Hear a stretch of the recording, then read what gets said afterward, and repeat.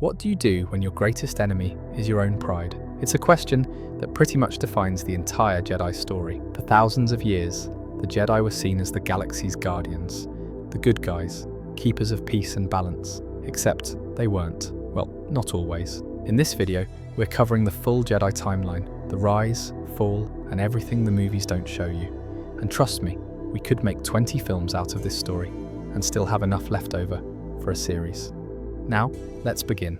Alright, so let's start at the very beginning. We're going back 36,453 years before the Battle of Yavin. That's BBY in Star Wars dating. And no, not before Baby Yoda, although understandable mistake. That number is ridiculous, won't you say? To put that in perspective, human civilization in our world is only about 6,000 years old. We're talking about a time span so vast that entire species rose and fell in that window. The Republic doesn't exist yet. Hyperspace lanes are barely a thing. Most of the galaxy is unexplored, wild and dangerous. Picture a ragtag group of Force-sensitive refugees floating through space. We don't know exactly what they were running from. The records are so old they're basically legends at this point. But something bad enough happened that these people packed up whatever they could carry and left everything behind. Desperate, running out of options when they find it. A planet called Tython. This planet is absolutely soaked in the Force. Like, if the Force was water, most planets would be a puddle. Tython is the entire ocean. The Force is so concentrated there that it literally affects the weather. Force storms, actual storms made of Force energy, would erupt across the surface. The planet itself is alive with this power, pulsing with it, and these refugees land right in the middle of all that raw energy. Now, quick note. What we're about to talk about comes from Legends lore, the old expanded universe. Disney made it non-canon in 2014, but it's still the most detailed origin story we've got for the Jedi. This is it. And these people, they're not stupid, they've got Force abilities. They're standing on a planet that's basically a Force generator, and they realize they've stumbled onto something incredible. So they settle down, they build a civilization, and they call themselves the Jedi. Different word and different philosophy. The Jedi looked at the Force and said something that would make Yoda have a stroke. There are two sides to this thing, and we need both of them. They saw the light side, which they called Ashla, representing peace, tranquility, life, all that good stuff. And they saw the dark side, called Bogan, representing passion, anger, strength, the raw emotions. And instead of going light good, dark bad, like every Force order that came after, they said, hold up, what if we're supposed to use both? What if balance means actual balance? Think about how radical that is. The entire Jedi philosophy, for 25,000 years, is built on rejecting the dark side completely. Emotions are dangerous. Passion leads to suffering. All that. But the Jedi said the opposite. They believed that denying half of the Force was like trying to walk on one leg. Sure, you could do it, but you'd be hobbling around when you could be running. They built their entire society around this concept. And I'm not talking about some small commune or a single temple. They constructed 9 major temples across Tython, each one dedicated to a different aspect of Force study. You had Anil Kesh, also known as the Temple of Science. Mahara Kesh was for Force healing, learning to mend bodies and minds. Ver Tepe was all about Force alchemy, which is basically using the Force to alter matter at a molecular level. Absolute insane stuff.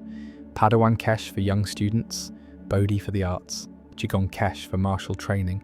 They had the whole spectrum covered. Each temple was like a university, spending years at each one, mastering every aspect of the Force. The thing that makes you wonder why the Jedi abandoned this system. They had a built-in safety mechanism. If you started leaning too far to one side, if you were getting too angry, too aggressive, too consumed by passion and the dark side, they didn't lecture you or kick you out of the Order. They sent you to Ashla. Ashla was one of Tython's moons, bathed in light side energy. You'd go there, meditate, reconnect with peace and serenity, cool off basically, until you found your center again. It was like a spiritual detox, and the opposite was true too. If you were getting too detached, too cold, losing your passion, and becoming this emotionless robot, they'd ship you off to Bogan, the dark side moon, where you'd reconnect with your emotions, your fire, your drive. It was Force rehab, except it actually worked. You'd come back balanced, ready to learn again. It was the Order saying, we see you struggling, let's fix this together. This system worked for over 10,000 years. Let that number sink in. The United States is 250 years old, and we're barely holding it together. The Roman Empire lasted about 500 years in the West. These people maintained a balanced force-using civilization for 10 millennia. They studied, they grew, they explored the Force in ways we can't even imagine now. They weren't trying to conquer the galaxy or spread their influence. They just existed on Tython, learning, teaching, living in actual harmony with the Force. They weren't perfect, nobody is, but they proved something crucial. Balance could work. Using both sides of the Force, understanding both light and dark, didn't automatically corrupt you. With the right training, the right structure, the right mindset, you could walk that line for your entire life. Thousands of Force users did exactly that for thousands of years. But then, of course, everything fell apart. Because nothing good lasts forever, especially in Star Wars. Around 25,793 BBY, the whole system just collapsed. The Force Wars. This is where the Jedi story ends and the Jedi story begins. And it's a transition written in blood and fire and absolute catastrophe. The details are murky. We're talking about events so old that even the Jedi archives barely have records. But here's what we know. There was a guy named Dagon Locke who started having these intense Force visions. He saw a massive war coming, darkness spreading across the galaxy, and these visions drove him a little bit insane. He became obsessed with preventing this future, warning everyone, trying to force the Order to prepare for battle. The Council looked at him and said that he is way out of balance. You're seeing threats that aren't there. You need to go to Bogan, meditate, chill out.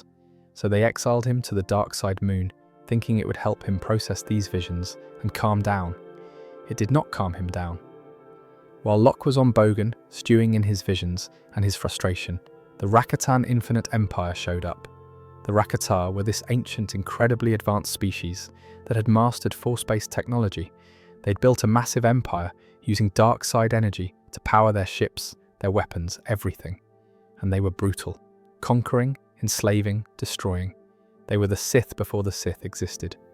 When the Rakata arrived in the Tython system, it was like throwing a match into a powder keg. The Jedi mobilized to defend their home, but now the philosophy started breaking down. In a real war, with real enemies trying to kill you, balance becomes hard. Some of them started leaning heavily into Bogan, the dark side, because anger and aggression are really useful in combat. They tapped into rage to fight harder, to be stronger, to survive. Others doubled down on Ashla, refusing to compromise their principles even when people were dying. The middle ground, that careful balance they'd maintained for millennia, started disappearing. And then it got worse, way worse. They started fighting each other. Some believed they needed to embrace the dark side to win. Others believed using the dark side at all meant they'd already lost. Philosophical debates turned into arguments. Arguments turned into duels. Duels turned into battles. This was a civil war, a religious schism, and an existential crisis, all rolled into one nightmare scenario. And remember, these are Force users. Powerful ones, fighting on a planet that's saturated with Force energy. The destruction was unimaginable. Tython itself started tearing apart. The Force storms that had always been part of the planet's natural cycle became apocalyptic. Entire regions were destroyed by the feedback loop of Force users channeling massive amounts of light and dark side energy while fighting each other. Temples that had stood for thousands of years crumbled. The infrastructure of their entire civilization just collapsed under the weight of all that violence. The war raged for years. People died by the thousands. Masters killed students. Students killed masters. The careful, beautiful system they'd built was gone, replaced by two factions that couldn't even talk to each other anymore without trying to kill each other. It was everything they'd feared, everything they'd worked to prevent for 10,000 years, happening all at once. Eventually, one side won. The Ashla followers, the Lightsiders, managed to defeat the Bogan faction. But calling it a victory would be generous. More like everyone was so exhausted, so traumatized, so horrified by what they'd done to each other and to their home that the fighting just stopped. The survivors stood in the ruins of their civilization and had to make a choice, and this is the moment that changes everything. This is where the real Jedi Order is born. They could try to rebuild the old system, go back to balance, to walking the line between light and dark, trust that with better safeguards, better training, it could work again. After all, it had worked for 10,000 years. One catastrophic failure doesn't erase millennia of success, right? Or they could look at the ashes of their world and say, the dark side did this, Bogan did this. Maybe we were wrong. Maybe you can't balance light and dark. Maybe the dark side is just corruption, pure and simple, and trying to use it at all is the problem. They chose the second option. This is the decision that echoes through the next 25,000 years of galactic history. 10,000 years of philosophy, of practice, of proven success, gone. They looked at their one catastrophic failure and decided it meant the entire foundation was wrong. They rejected Bogan completely. No more dark side, no more balance between light and dark. From now on, it's Ashla only, light side only. Emotion is dangerous. Passion leads to the dark side. The dark side leads to destruction. The survivors chose to remember the failure, and maybe that makes sense when you've watched your friends kill each other, when you've seen your entire world burn because people couldn't control their connection to the dark side. Maybe rejecting it entirely feels like the only sane option. It's trauma response on a civilizational scale. But by rejecting the dark side completely, by refusing to acknowledge or understand it, did they actually make themselves more vulnerable to it? If you don't understand something, if you refuse to even study it, how do you defend against it when it shows again? That's the question that haunts the entire Jedi legacy. The survivors left Tython. They had to. The planet was devastated. And besides, staying there would be like living in a graveyard of everything they'd lost. They scattered across the galaxy, taking their new philosophy with them. The first thing they needed was a place to rebuild. Tython was out of the question. Too many ghosts, too much devastation, too many memories of what they'd lost. So they found Ossus. Now, Ossus in Legends lore becomes one of the most important planets in Jedi history. It's in the Adega system, and while it didn't have Tython's raw force power, it was still strong in the Force, and more importantly, it was a blank slate. The early Jedi built their first real temple there. Not 9 temples spread across a planet for different specializations. One temple, one unified order, one philosophy. Everything centralized, everything controlled, everything focused on the light. The architecture itself was a statement. We're something new. But a temple is just a building. What really defines an order is what you believe, and I'm talking about the code. The original Jedi Code, and this is one of the most iconic pieces of Star Wars lore ever written, goes like this. There is no emotion, there is peace. There is no ignorance, there is knowledge. There is no passion, there is serenity. There is no chaos, there is harmony. There is no death, there is the Force. 5 lines, that's it. Every single line is a direct rejection of what destroyed the previous order. The Jedi would bring order to the galaxy, starting with bringing order to themselves. Strict hierarchy, clear rules, everyone knowing their place. No room for chaos means no room for another civil war. The thing about the code that doesn't get talked about enough, it's not wrong exactly. Each line contains wisdom. Peace is better than chaos. Knowledge is better than ignorance. Serenity has value. But taken together as an absolute philosophy, it's asking people to be something other than human, or Twi'lek, or whatever species you are. It's asking you to transcend basic biological and psychological realities. And that's a really tall order. The early Jedi genuinely believed this was the path, though. They'd seen what happened when Force users indulged their emotions and passions. They'd watched their predecessors kill each other because they couldn't control their anger and fear. So they built a code that said, control everything, feel nothing, be at peace. And for a while, it worked. The Jedi on Ossus weren't fighting each other. They were studying, meditating, training. They were building the Great Library, collecting knowledge from across the galaxy. They were developing new Force techniques, refining their understanding of the light side. They were becoming something impressive, but they were also becoming so rigid. The code didn't leave room for interpretation. It didn't say, try to be at peace, or seek serenity when possible. It said, there is no emotion, there is no passion, absolutes, black and white. You're either following the code or you're falling to the dark side. There's no middle ground. Around this time, the Galactic Republic was forming.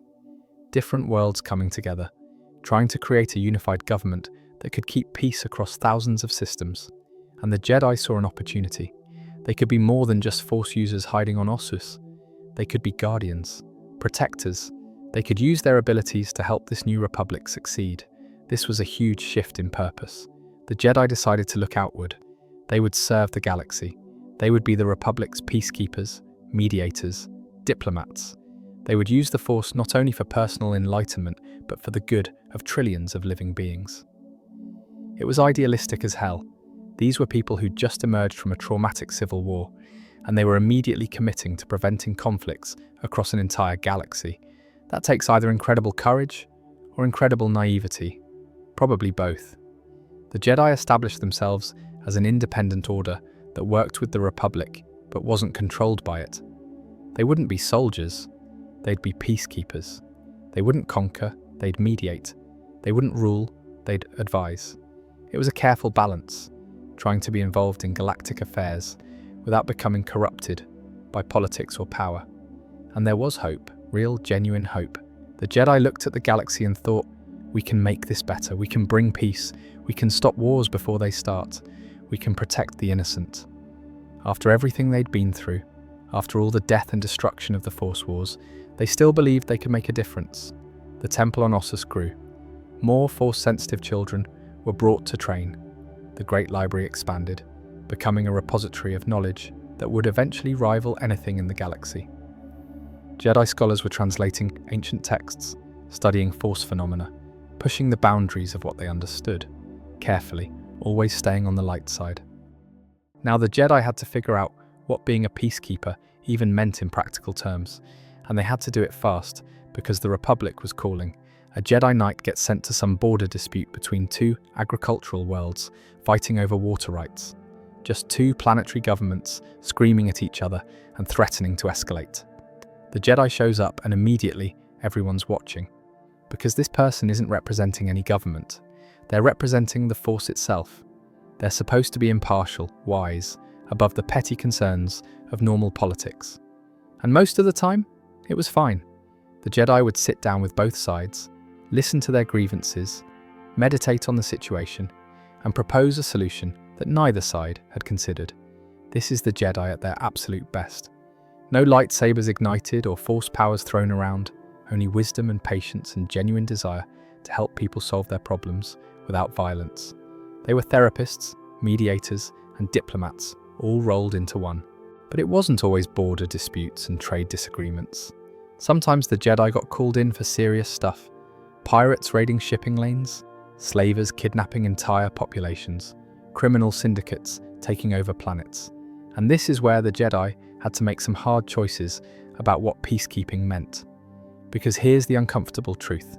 Sometimes peace requires violence.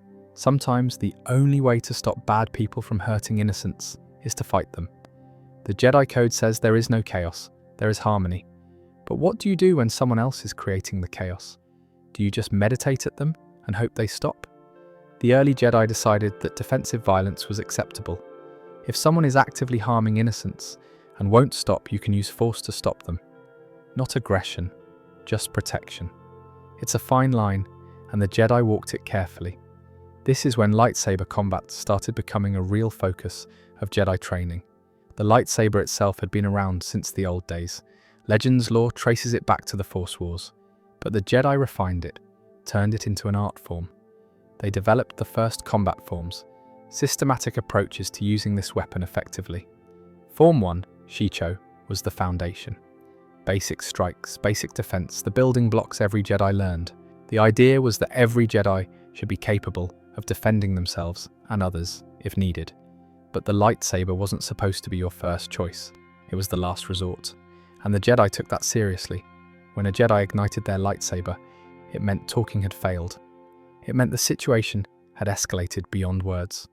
That weapon humming to life was a statement. I tried peace, you chose violence. Now I'm going to stop you. Training Padawans became a whole structured thing during this era. The master-apprentice relationship that would define the Jedi for millennia was formalized. One master, one student, learning not just Force techniques, but philosophy, ethics, how to think like a Jedi. Because you can teach someone to move objects with their mind, but teaching them when to use that power and when to hold back. That's the hard part.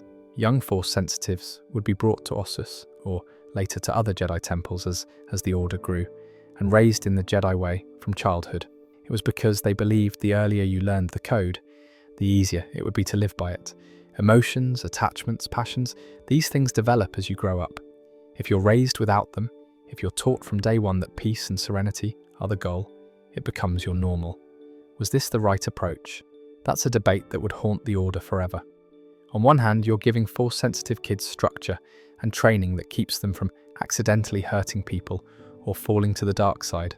On the other hand, you're taking children from their families and raising them in what's essentially a monastery, with really strict rules about feelings.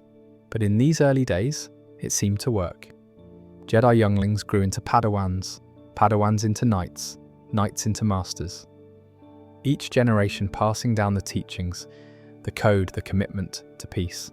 The Jedi were building a legacy, one student at a time, and their reputation across the galaxy was growing. When a Jedi showed up, people felt safer. The brown robes, the lightsaber at the belt, the calm demeanor, it all signaled that someone competent and trustworthy had arrived to help. The Jedi didn't ask for payment. They didn't demand political power. They just did the job and left. This created an interesting dynamic with the Republic. The government loved having the Jedi around because they were incredibly useful. Skilled negotiators who could diffuse crises, powerful warriors who could stop threats, wise advisors who could provide perspective. But the Jedi maintained their independence. They worked with the Republic, not for it. They could say no to assignments. They could disagree with Senate decisions. They were partners, not employees. The Jedi Council structure started forming during this period. Not formal council we see in the prequels.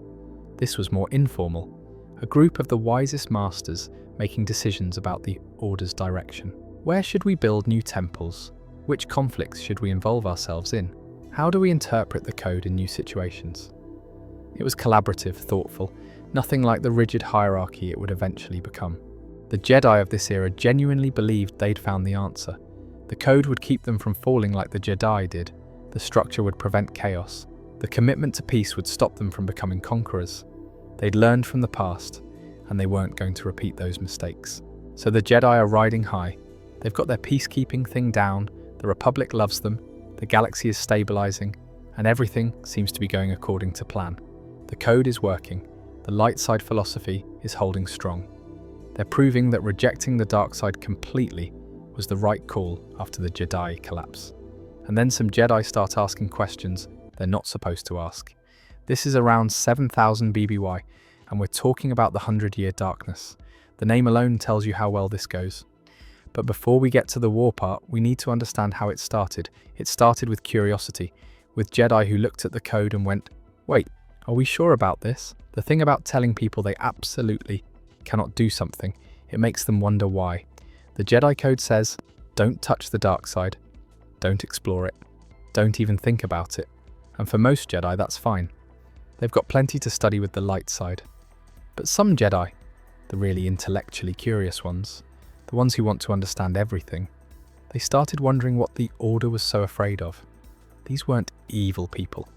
That's what makes this tragic.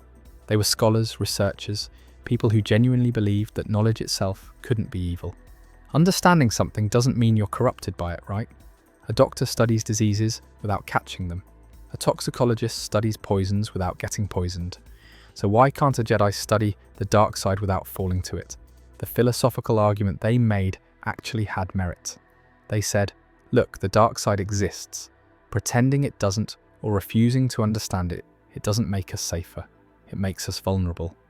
If we don't know how it works, how can we defend against it? How can we help people who are being corrupted by it if we don't understand the process? It's a compelling argument, and it divided the Order right down the middle.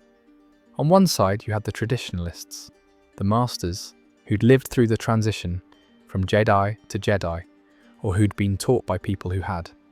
They'd seen what happened when Force users tried to balance light and dark. They'd heard the stories of the Force Wars, the temples burning, Tython tearing itself apart. Their position was simple. We tried that, it didn't work. The dark side is too dangerous to study, period.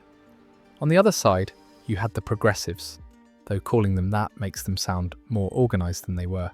These were individual Jedi scattered across the Order, who independently came to similar conclusions. And we are where it gets really complicated, because you can't really study the dark side without touching it. It's not like reading about fire in a book. The dark side is experiential. To understand how it works, you have to feel it. And once you feel it, once you tap into that power, that rush of strength that comes from channeling your anger and fear and passion, it's really hard to let go. The dark side is seductive. That's just what it is. It feels good, it makes you powerful, and it whispers to you that you're strong enough to control it, that you're different from everyone else who fell, that you can handle it. These experimental Jedi started small, just reading old texts about dark side techniques, meditating on the nature of the dark side without actually using it. But knowledge has a way of demanding practical application. You can only theorize so much before you want to test it. Some of them started experimenting with Sith alchemy, the art of using the Force to twist and corrupt living things. Creating monsters, basically. They told themselves it was for defensive purposes, to understand what enemies might throw at them. But creating an abomination and watching it writhe in agony because you bent its genetics with dark side energy, that does something to you. Others explored Force lightning, drain life techniques, abilities that caused pain and suffering. Again, they rationalized it. We need to know how these powers work so we can counter them. But using the Force to hurt people, even in a controlled experimental setting, even with willing volunteers, it changes your relationship with the Force itself. The Jedi Council watched this happening and freaked out. They saw the warning signs, Jedi becoming secretive, defensive, obsessed with their research. Masters noticed their students asking disturbing questions. Temple guards reported Jedi sneaking into restricted sections of the archives. This was the beginning of something dangerous. The Council made a decision: shut it down. All dark side research is forbidden, effective immediately. Any Jedi caught experimenting with dark side powers will be expelled from the Order. They drew a hard line because they could see where this was heading, and the experimental Jedi, they didn't take it well. This is where it transitions from philosophical debate to actual conflict, because these Jedi, many of whom were powerful masters with their own students, looked at the Council's ultimatum and said, "You can't stop us from seeking knowledge. You're letting fear control you. You're becoming exactly what you claim to stand against: dogmatic, close-minded, afraid." They had a point, in a twisted way. The Jedi Order was being dogmatic, but the Council also had a point. The dark side was already changing these Jedi. They could see it in their eyes, hear it in their voices. The corruption was beginning. The split became inevitable. The Jedi studying the dark side realized they couldn't continue their research under the Council's rule. So they left, walked away from the Order, from Ossus, from everything. They took their students, their research, their artifacts, and they set up their own enclaves in the Outer Rim, where the Jedi Council couldn't reach them. And once they were out from under the Council's restrictions, once there was no one telling them to stop, no one watching over their shoulders, they went all in. This is when they stopped being Jedi and started becoming something else. They dove deep into the dark side, experimenting with powers the Order had forbidden for good reason. They developed new combat techniques built around aggression and hatred. They studied ancient Sith holocrons they'd stolen from the archives. And the crucial part, they started believing they were right, that the Jedi Council were fools clinging to outdated dogma. That true power came from understanding and using all aspects of the Force, light and dark, together. Sound familiar? They were basically trying to recreate the Jedi philosophy, except they were doing it with 10,000 years less wisdom and a hell of a lot more arrogance. If they decided to attack the Republic, they could do serious damage. So the Council made a painful choice. They gathered the loyal Jedi, the ones who'd stood by the code, and prepared for war. Not against some external threat, but against their own. Masters who would have to fight their former colleagues. Padawans who'd be facing their old teachers. This was family fighting family. The 100-year darkness kicked off in full, and it was brutal. Jedi who'd trained together, who'd fought side by side against pirates and slavers, who'd meditated in the same temples, were now trying to kill each other. The Darksiders had the advantage of surprise and brutality. They weren't holding back. weren't trying to redeem their opponents. They were going for the kill every time. But the loyal Jedi had numbers and resources. The Republic backed them with ships and soldiers. And most importantly, they had unity. The Darksiders, for all their power, started fracturing. Because Darkside doesn't encourage cooperation. Everyone thinks they should be in charge. Everyone believes they're the strongest. Egos clash, alliances fall apart. People backstab each other for power. The war raged for a century, hence the name. Entire star systems became battlegrounds. The Darksiders created monsters and abominations to fight for them. The Jedi brought their peacekeeping philosophy to bear, trying to minimize civilian casualties even while fighting for their lives. It was messy, tragic, and absolutely devastating to the Order. Eventually, the Jedi won. The Darksiders were pushed back, defeated, scattered. The survivors faced a choice: renounce the dark side and return to the Order, or face exile. Most chose exile. They were too far gone, too convinced of their righteousness, too corrupted by years of dark side use to just walk away from it. The Jedi loaded them onto ships and sent them into the unknown regions with a simple message: never come back. The Jedi thought they were being merciful. They could have executed these former brothers and sisters, but they chose exile instead. Let them disappear into the unknown, and that's the end of it. Except it wasn't the end, not even close. Because those exiled Dark Jedi, they found a planet called Korriban, and on Korriban they found a species called the Sith, red-skinned humanoids who practiced dark side force traditions. The Dark Jedi, with their superior knowledge and power, quickly subjugated the Sith species and declared themselves rulers. They took the name Sith for themselves, built an empire, nursed their hatred of the Jedi who'd exiled them. And they waited. The Jedi had just created their greatest enemy. By pushing the Darksiders away instead of trying to redeem them, by choosing exile over rehabilitation, they'd planted the seeds for thousands of years of future war. The 100-year darkness taught the Jedi that some of their own could fall. That curiosity about the dark side, no matter how innocent it seemed, led to corruption. That there was no middle ground. You were either with the light or you were falling to darkness. But it also taught them the wrong lesson. They thought, never trust anyone who questions the code. They became more rigid, more dogmatic, more afraid of anything that looked like dark side interest. They didn't learn that maybe their approach created the problem in the first place. And they definitely didn't learn that exiling powerful Darksiders to the unknown regions was a terrible idea. The Sith were born, and the galaxy would never be the same. Around 5000 BBY, the Sith Empire crashes back into known space like a freight train nobody saw coming. This is the Great Hyperspace War, and it's the moment the Jedi realize that exile doesn't make your enemies disappear. It just gives them time to get angrier and better organized. The architect of this invasion is a Sith Lord named Naga Sado. This guy is ambitious, ruthless, and absolutely brilliant at manipulation.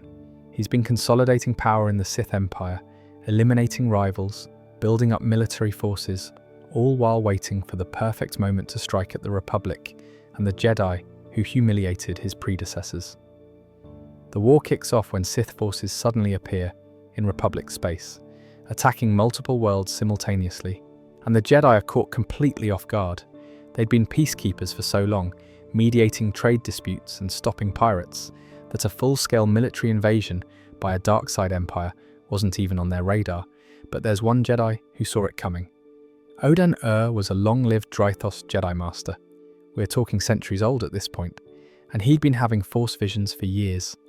Dark prophecies of a massive shadow falling over the Republic, death and destruction on a scale the galaxy hadn't seen since the Force Wars. Most of the Council thought he was being paranoid, reading too much into bad dreams. Turns out Odan was exactly right. The Sith were coming, and they brought an entire empire's worth of warships, soldiers, and dark side sorcery with them. The Jedi Order had to make a choice, and it happened fast. The Republic was under attack, worlds were burning, civilians were dying by the millions. The Senate was screaming for help, and the Jedi, who'd spent centuries positioning themselves as guardians and protectors, had to decide, do we fight or do we stick to our peacekeeping principles? They chose to fight. The Order mobilized for war. Most Jedi of this era had never been in a real war. They'd broken up criminal operations, sure, fought off raiders, dual dark side cultists here and there. But coordinated military campaigns against an empire, commanding armies, making tactical decisions that would result in thousands of deaths. This was completely new territory. Jedi like Mehmet Nadil stepped up to lead Republic forces. Mehmet was a Jedi who understood that sometimes protecting peace means engaging in war. He coordinated with Republic military commanders, deployed Jedi across multiple battlefronts, turned the Order into something it had never really been before, a military force. And they were effective. Jedi generals brought abilities to the battlefield that no normal commander could match. Precognition to predict enemy movements, battle meditation to boost allied morale and coordination, lightsabers cutting through enemy lines, force powers disrupting Sith war machines. The Jedi gave the Republic an edge it desperately needed, but it came at a cost. Jedi started dying, not in ones and twos during peacekeeping missions, but in large numbers. Entire strike teams wiped out, masters cut down leading charges, Padawans who'd barely finished training killed in their first real combat, and every death hit the Order hard. These were people who dedicated their lives to peace, now dying in a war. The Jedi started questioning everything. Is this what we're supposed to be? We have a code that says there is no chaos, there is harmony. But we're participating in the chaos. We're part of the war machine now. Some Jedi handled it better than others. They rationalized it as necessary evil. We fight this war to prevent greater suffering. We kill Sith soldiers to save Republic civilians. It's terrible, but it's the lesser evil. Other Jedi struggled hard. They'd see the bodies stacking up, enemy soldiers they'd killed, and wonder if they were still following the light side at all. Fear, anger, aggression, the very emotions they were supposed to transcend, became tactical tools. Channel your fear into focus. Use your anger to fight harder.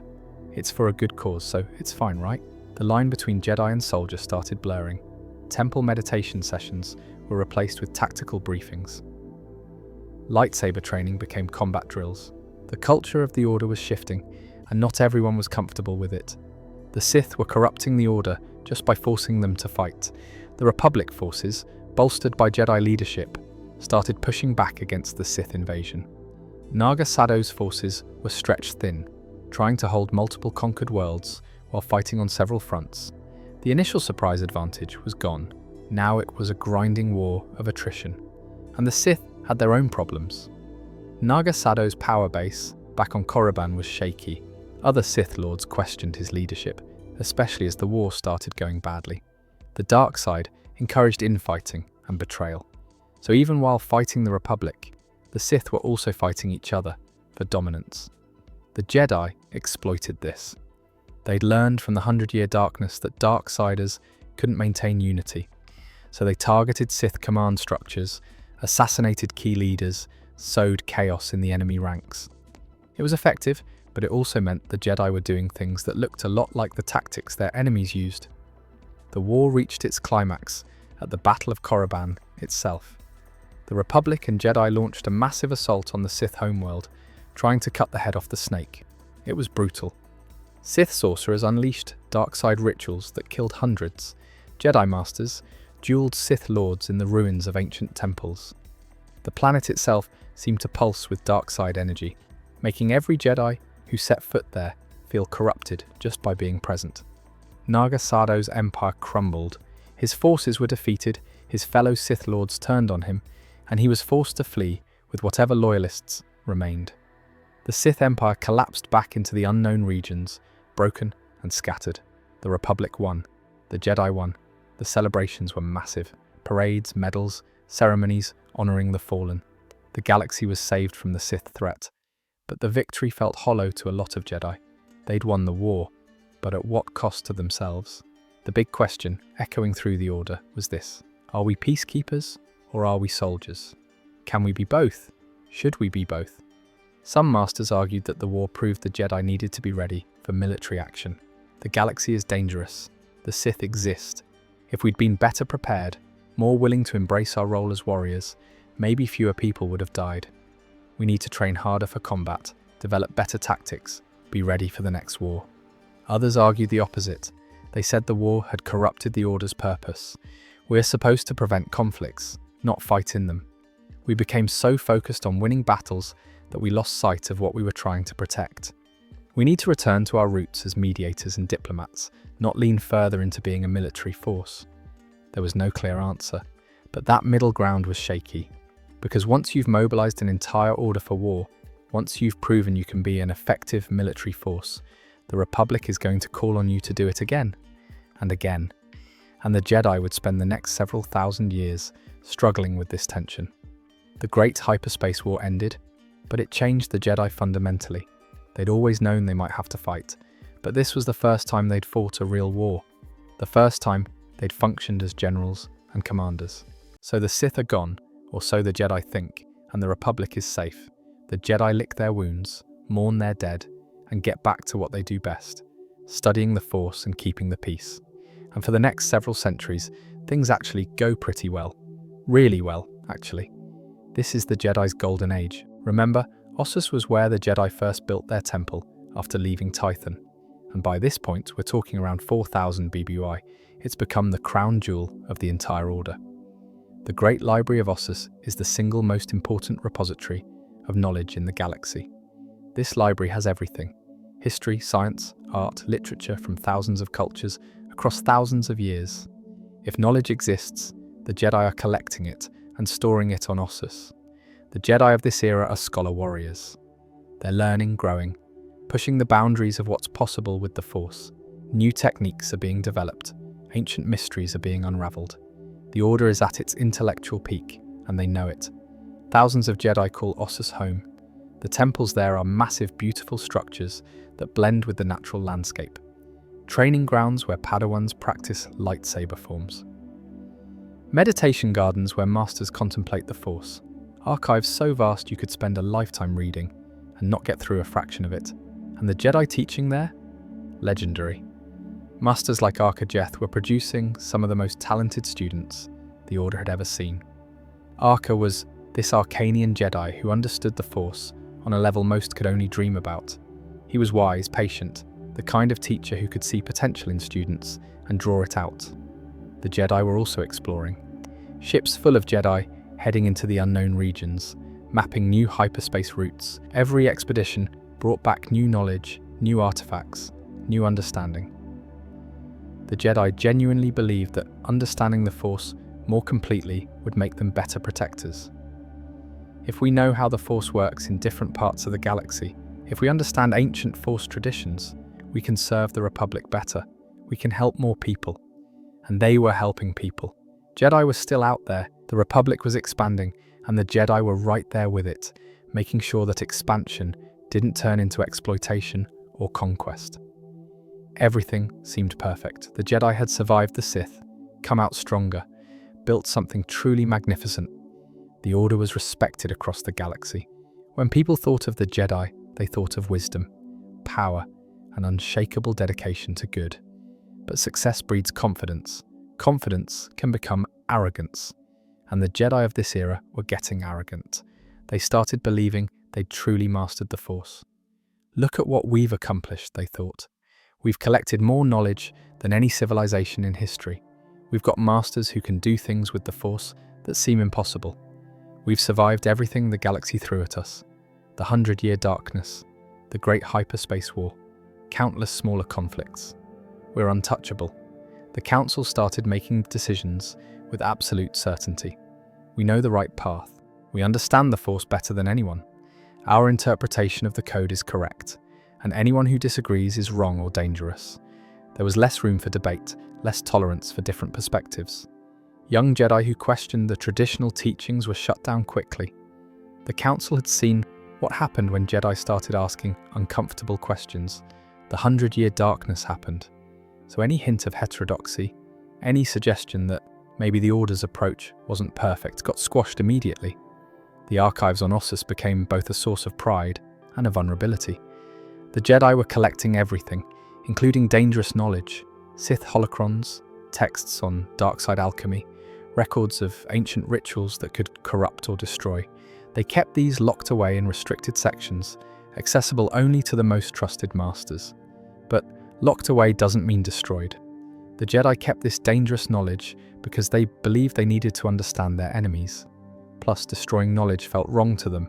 They were archivists, preservers. Even if something was dangerous, it was still knowledge, and knowledge should be protected. The rationalization was that only the wisest, most disciplined Jedi would ever access these materials, and they'd only do so for important research purposes. They could study darkness without being corrupted by it because they were strong enough, wise enough, disciplined enough. And there were students training on Ossus who would put that belief to the test. Brilliant students, powerful students, students who looked at all that forbidden knowledge locked away in the restricted archives and wondered why the Jedi were so afraid of it. His name is Exar Kun, and he's about to become the Order's worst nightmare. Exar Kun was a prodigy. We're talking off-the-charts talented, strong in the Force, brilliant mind, charismatic, skilled with a lightsaber. This kid had everything. He was studying under Arkajeth's student, a Jedi Master named Vodosiosk Bas. Vodo was this ancient wise Krevaki, looked like a walking octopus, who'd seen generations of students come and go, and even he admitted that Exar Kun was special. But here's the problem with being the most talented person in the room. You start believing you deserve more than what you're being given. Kun was advancing faster than any of his peers. He mastered techniques in weeks that took others years, and the more he learned, the more he wanted to learn. The Jedi teachings weren't enough. He wanted everything. Vodo saw the warning signs early. His student was becoming obsessed with power and knowledge, not in an obviously evil way. Kun genuinely believed he was pursuing enlightenment. He wanted to understand the Force completely, to reach heights no Jedi had ever achieved. Noble goal, right? Except his motivation was pride, not service.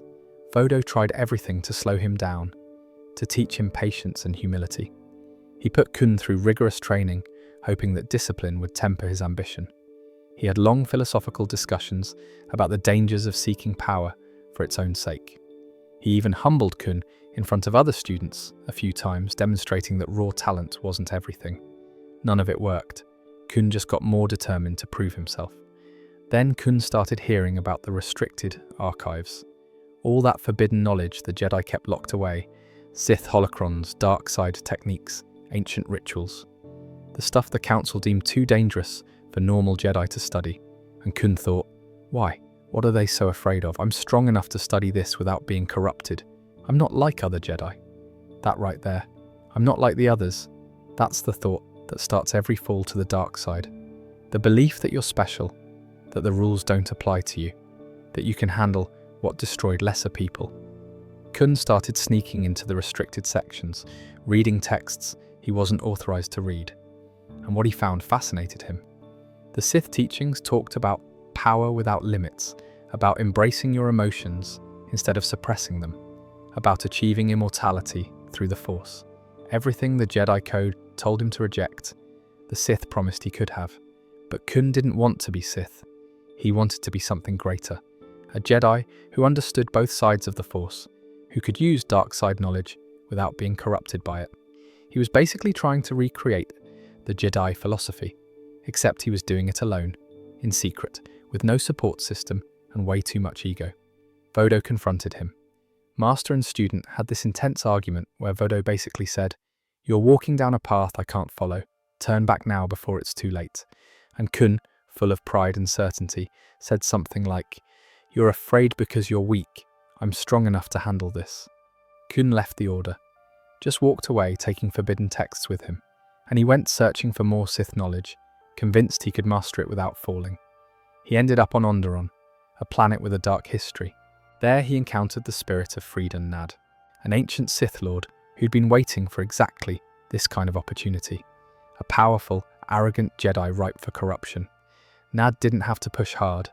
He just showed Kun more power, more knowledge, whispered that greatness was within reach. Kun fell completely.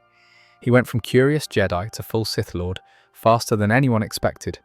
He found ancient Sith temples, claimed a Sith amulet that amplified his power, learned rituals that would have horrified his former masters. The transformation was total. But the worst part, Kun came back to Ossus. He returned to the Jedi Academy, not as a repentant student, but as a conqueror, and he started corrupting other students. Remember, Kun was charismatic and brilliant. When he talked, people listened, and he had a compelling pitch. The Jedi are holding you back. They're afraid of true power. I can show you what you're really capable of. Young, ambitious Jedi, students who felt constrained by the rigid code, who wanted more than meditation and patience, they listened. Several students fell to Kun's teachings. He turned them against their masters, against everything the Order stood for. Ossus, the heart of Jedi learning, became infected with dark side corruption from within. Now, while all this is happening with Exar Kun, there's another tragedy unfolding. A Jedi named Ulic Droma. Ulic was everything a Jedi should be. Noble, brave, dedicated to protecting the innocent. He'd trained under Archajeth himself and become a respected knight. He wasn't seeking power or trying to prove anything. He genuinely wanted to help people. But Ulic had a plan that was either incredibly brave or incredibly stupid. He was going to infiltrate the Sith, pretend to join them, and destroy them from within. His master Archajeth had just died, killed during a conflict, and Ulic was consumed with grief and rage. Not the kind of emotional state you want to be in when attempting to go undercover with Darksiders. But Ulic was convinced he could handle it. He'd spent years following the code. Surely that foundation was strong enough to protect him, while he pretended to embrace the dark side. It wasn't. Ulic infiltrated a dark side cult called the Krath. He pretended to join them, started using their techniques, playing the part of a fallen Jedi. And the line between pretending and actually falling, it blurred fast. The dark side doesn't care about your intentions. When you channel hatred and anger and fear, even if you tell yourself it's just acting, it still corrupts you. Ulic found himself enjoying the power, making decisions that the old Ulic would never have made, hurting people in ways he told himself were necessary for the mission. He had a close friend, a fellow Jedi named Nomi Sunrider. She watched Ulic slip further and further into darkness and kept trying to pull him back. She pleaded with him to abandon the mission, to come home before it was too late. She reminded him of who he used to be, of the code he'd sworn to follow. Ulic kept insisting he was in control. "I'm doing this to destroy the Sith. I haven't really fallen. I can walk away anytime I want." Classic addict logic, except the addiction was to dark side power. Nomi tried everything. She confronted him multiple times, offered to help him escape. Then Exar Kun and Ulic Droma met. Two fallen Jedi, one who'd embraced the darkness willingly, and one who'd fallen while trying to fight it. They should have been enemies, but instead they recognized something in each other. They formed an alliance. Together they declared themselves Sith Lords. Kun took the title of Dark Lord of the Sith. Ulic became his apprentice, and they gathered their corrupted students, their dark side followers, and prepared for war against the Jedi Order. The tragedy of both stories is that neither of them started as evil people. Exar Kun was brilliant and ambitious but not malicious. Ulic Droma was heroic and self-sacrificing.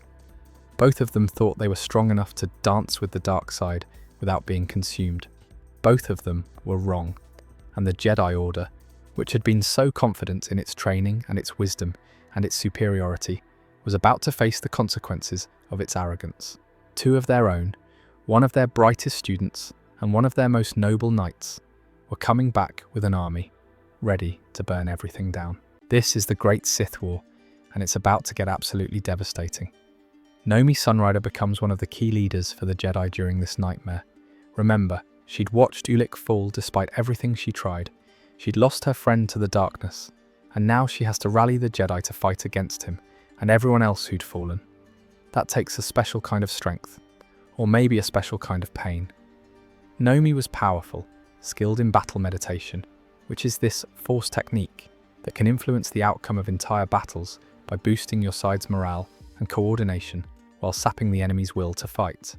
The Jedi needed that desperately because they were outmatched in terms of raw aggression. The Sith forces weren't holding back, weren't trying to minimize casualties. They were going for total destruction. The battles were brutal. Jedi fighting in wars always looks cool in movies, but the reality the Order faced was horrific. Every engagement meant potentially killing someone you'd shared a meditation room with. Masters were forced to strike down their own students. Some Jedi broke under that pressure, couldn't bring themselves to fight, just froze up on the battlefield. Others went too hard in the opposite direction. And then there's Voda Siosk Bas. Remember him? Exar Kun's old master, Vodo tracked Kun down because he felt responsible. He'd trained this monster, and he believed he had to be the one to stop him. They met on Kun's flagship, master and former apprentice, face to face, one last time. And Vodo tried. He tried to reach the person Kun used to be, tried to appeal to whatever light might still be buried in there. He fought defensively, still hoping for redemption, even in the middle of a duel. Exar Kun killed him with no hesitation. Just cut down his old master like he was nothing. That moment broke something in the Jedi, who witnessed it or heard about it. If Kun could kill Vodo, the master who'd loved him and tried to save him, then he was truly gone. There was no bringing him back. The war escalated. Sith forces attacked Ossus itself, the crown jewel of the Jedi Order. They orchestrated a cataclysm. The Sith triggered a chain reaction that caused the nearby Kron cluster stars to go supernova. The resulting shockwave was headed straight for Ossus. The Jedi had hours, maybe a day if they were lucky. They had to evacuate the Great Library, the repository of thousands of years of collected knowledge, and they couldn't save it all. Not even close. Jedi Masters running through the archives, grabbing whatever they could carry, holocrons, ancient texts, artifacts, trying to decide in seconds what was important enough to save and what would be lost forever. Students loading ships with crates of data, knowing that most of the library was going to burn. Some Jedi refused to leave. They stayed behind, trying to save more knowledge, and they died when the shockwave hit. The planet was scoured. The temples crumbled. The Great Library, the single most important collection of knowledge in the galaxy, was destroyed. Millennia of wisdom, history, and Force understanding gone in hours. The Jedi saved what they could, but it was a fraction of what existed. Irreplaceable texts were lost. Techniques that took generations to develop, forgotten. Entire branches of Force study erased from existence. The Order's institutional memory took a hit it would never fully recover from. And the survivors had to keep fighting. They didn't get time to mourn Ossus properly because the war was still raging. The Sith weren't done. Kun and Ulic were still out there, still leading attacks, still killing Jedi. Eventually the tide turned. The Republic and Jedi forces started winning key battles. The Sith's momentum broke, and Ulic Droma had a moment of clarity. Probably the worst moment of his life, where he realized what he'd become. Nomi Sunrider faced him in battle, and instead of killing him, she did something that might have been crueler. She severed his connection to the Force, completely. Cut him off from the energy field he'd spent his entire life feeling and using. Was it mercy? Was it punishment? Nomi probably didn't even know. Maybe it was both. She couldn't kill her friend, but she couldn't let him keep fighting either. So she took away his power and left him alive to deal with the consequences of everything he'd done. Ulic, powerless and broken, turned on Exar Kun. He helped the Jedi find Kun's stronghold. One last act of redemption from a man who'd lost everything. The Jedi launched a massive assault on Kun's base on Yavin 4. They brought everything they had left. And Kun, cornered and desperate, performed a Sith ritual that killed every living thing on the moon to fuel his power. He tried to preserve his spirit, to escape death itself. The Jedi thought they'd won. Kun's body was destroyed. His followers were defeated. The war was over. They were right, but also wrong. Kun's spirit did survive, trapped in the temples on Yavin 4, but the Jedi didn't know that. They just knew the fighting had stopped. The war ended. The Sith were defeated. The Jedi had won. But what had they won exactly? The Order was in ruins. Thousands of Jedi dead. Their greatest library destroyed. Their reputation damaged. People had watched Jedi fall to darkness and led a war of destruction. The image of the Jedi, as these incorruptible guardians, was shattered. The survivors gathered and had to face some really uncomfortable questions. How did this happen? How did we lose Exar Kun? How did Ulic fall despite being one of our best? Why didn't we see the warning signs? What did we do wrong? Some Jedi blamed the archives. We kept too much dangerous knowledge. We should have destroyed those Sith holocrons instead of studying them. The argument was that forbidden knowledge is forbidden for a reason. Keeping it around just creates temptation. Others blamed the training. We weren't strict enough. We let students question too much. We need harder rules, more oversight, less freedom. The idea being that if every Jedi's life was more controlled, there'd be less opportunity to fall. Still others blamed the culture of excellence on Ossus. We encouraged ambition and pride. We celebrated the talented too much. We created an environment where someone like Exar could develop an ego big enough to think he could master the dark side. All of them had a point. None of them had the complete answer. The Jedi started rebuilding, but they were doing it scared. They implemented stricter rules about dark side knowledge, tighter control over what students could study, more restrictions on Jedi behavior. The code, which was already pretty rigid, became even more absolute. They formed the Jedi Council as a formal governing body, a group of the wisest masters making decisions for the entire order. The idea was that collective wisdom would prevent the kind of individual falls they'd just witnessed. No single Jedi would have enough autonomy to go off the rails like Kun did. They spread out across the galaxy instead of centralizing on one world. Never again would the Order put all its eggs in one basket like Ossus. If one temple fell, the others would survive. They'd learned their lesson. They would be more careful, more vigilant, more strict. They had no idea they were setting themselves up for the exact same failure 4,000 years later. But right now, standing in the ashes of everything they'd built, the Jedi just wanted to make sure this never happened again. They were traumatized, broken, and absolutely convinced that more rules and more fear of the dark side would keep them safe. It wouldn't, but they didn't know that yet. Fast forward about 300 years, it's roughly 3,976 BBY, and the galaxy has a new problem: the Mandalorians. Now, the Mandalorians aren't Sith, they're not dark side users, they're just really, really good at war. It's their entire culture: honor through combat, strength through conquest, glory in battle. And they've decided to start carving through the Outer Rim, world by world, leaving destruction in their wake. We're talking about systematic invasion. Planets burned, populations enslaved or killed, entire systems falling to Mandalorian war fleets. And these aren't military targets. The Mandalorians are hitting civilian worlds, agricultural colonies, places with no defenses. It's slaughter on a massive scale. The Republic is freaking out. The Senate is getting reports of atrocities, millions dead, refugees flooding into Republic space, and they turn to the Jedi and basically scream, "Help us! Isn't this what you're for?" And the Jedi Council says, no, not no, we can't help, just no. The Council's position is that the Jedi need to wait, be patient, meditate on the will of the Force. This conflict will resolve itself, or the right moment to intervene will become clear, but now is not that moment. Trust us, trust the Force, trust the process.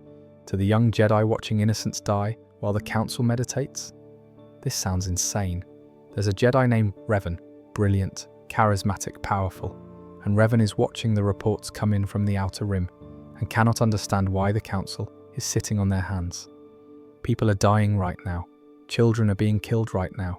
Every day the Jedi wait, more innocents suffer. Revan's best friend is a Jedi named Malak.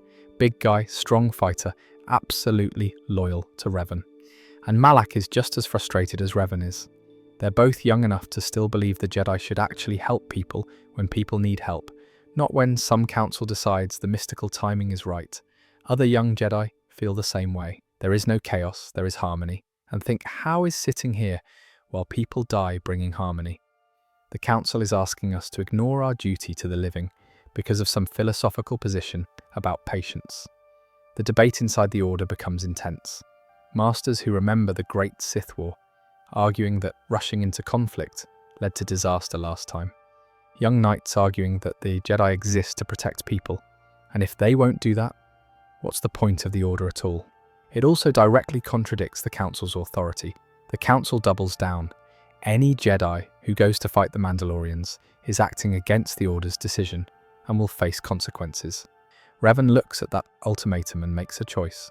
Along with Malak and hundreds of other Jedi, we're talking a significant chunk of the Order's younger generation. Revan defies the Council and goes to war.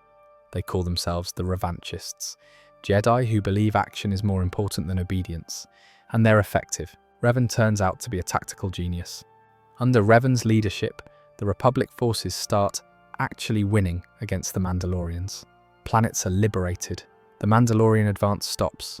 For the first time since the invasion started, the Republic has hope. And it's all because these rogue Jedi ignored their council and fought anyway. The Council watches this happen with growing dread. Yes, the revanchists are winning. Yes, they're saving lives. But they're also proving that the Council can be wrong. That young Jedi can make their own moral judgments. That the Order's authority isn't absolute. The war against the Mandalorians reaches its climax at Malachor 5. Revan faces down the Mandalorian leader and defeats him. The Mandalorian forces surrender. It's a total victory. The galaxy celebrates, the Republic is saved, and then everything goes wrong. Revan and Malak don't come home. They pursue the retreating Mandalorian forces into the unknown regions, claiming they need to make sure the threat is truly ended. The Council, already suspicious, tells them to return immediately. They don't. Months pass, then a year. Communication stops. The revanchist Jedi who went with them into the unknown regions go silent. Then they come back. They return as Sith. Revan and Malak show up at the head of a massive fleet, ships and weapons the Republic has never seen before. They found something out there, in the unknown regions. Some kind of ancient space station called the Starforge that can produce an endless supply of war materials. And they've been corrupted, turned to the dark side completely. They declare war on the Republic, on the Jedi, on everything they once fought to protect. The Jedi Council, which had been saying, "We told you not to go to war," now has to face the fact that their worst fears came true. The Jedi who defied them and went to fight the Mandalorians have become the new enemy. Revan the hero is now Darth Revan, Dark Lord of the Sith. This is the Jedi Civil War, and it's even more brutal than the Great Sith War because Revan knows everything about the Jedi. Battle tactics, temple locations, security protocols, how individual masters think and fight. Revan was one of them, trained by them, and now Revan is using all that knowledge to destroy them. The Sith forces start hunting Jedi across the galaxy, not just fighting them when they meet, actively hunting them down. Jedi temples are targeted and destroyed. Masters are assassinated. Padawans are captured and turned to the dark side, or killed. The Order goes into hiding. The great proud Jedi Order that had kept peace for thousands of years is reduced to hiding on remote planets, hoping the Sith don't find them. The main Jedi enclave ends up on Dantooine. It's a backwater agricultural world, nothing strategic about it, which makes it perfect for staying off Revan's radar. The Jedi there are training students, trying to maintain some semblance of their traditions while the galaxy burns around them. And the Jedi are terrified, not just of losing the war, but of what it means. The Council had refused to fight the Mandalorians, specifically because they were afraid of what war would do to the Jedi. They'd seen it before, Jedi going to war, getting corrupted, falling to darkness. And they were right. That's the worst part. The Council was actually right. The Jedi who went to fight the Mandalorians, who defied the Council because they believed helping people was more important than following orders, they fell. Every single one of them either died in the war or came back Sith. So was the Council right to refuse? Or did their refusal push the revanchists away, make them vulnerable to whatever corrupted them in the unknown regions? There's no good answer. The Republic is losing, badly. Revan's fleet is overwhelming. The Starforge producing ships faster than the Republic can destroy them.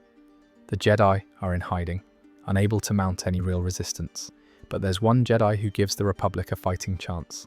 Her name is Bastila Shan, and she has a rare gift. Battle meditation, so powerful, it can turn the tide of entire fleet engagements. When Bastila meditates during a battle, Republic forces fight better, coordinate better, while Sith forces make mistakes and break formation. She's basically the Republic's only strategic advantage. As long as Bastila is alive and fighting, the war isn't lost. The Jedi Council, desperate and out of options, comes up with a plan. It's either brilliant or absolutely insane, depending on your perspective. They're going to capture Revan, the Dark Lord of the Sith, the tactical genius who's been crushing them, and they're going to reprogram Revan's mind, wipe Revan's memories, implant a new identity, essentially create a different person using Revan's body. This is ethically horrifying. The Jedi are basically admitting they can't beat Revan, can't turn Revan back to the light through normal means, so they're going to cheat. They're going to violate everything Revan is and replace it with something else. But they're desperate. The Order is dying. The Republic is losing. Millions are dead and millions more will die if the war continues. So they decide the ends justify the means. Bastila leads a strike team to capture Revan. They succeed, barely. Malak, sensing an opportunity, betrays his master and fires on Revan's ship while Bastila's team is aboard.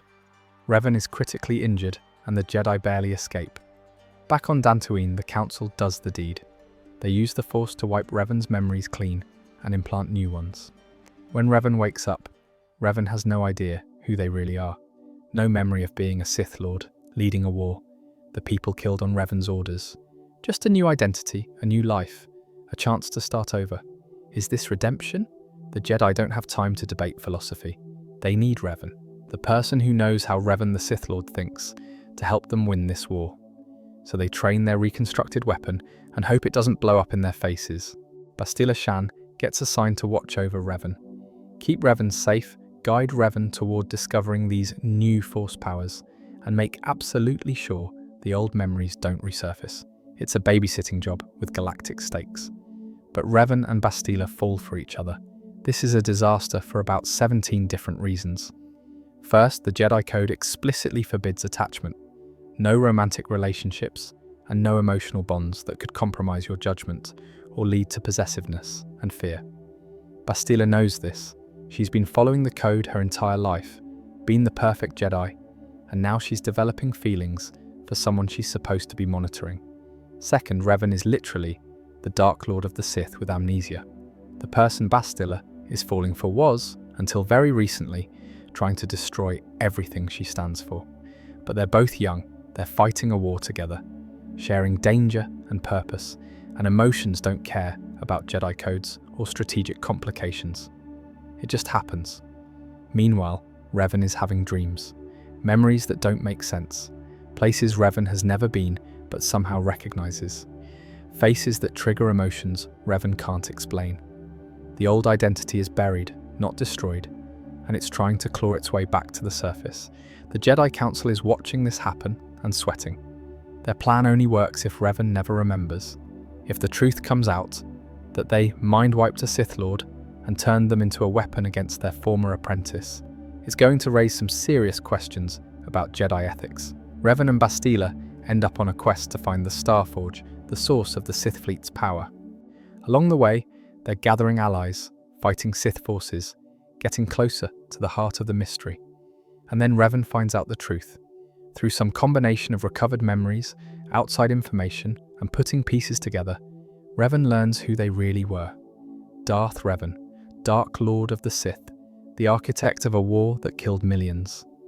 This is the crisis of self that defines Revan's story. Who are you when your past and present are completely different people?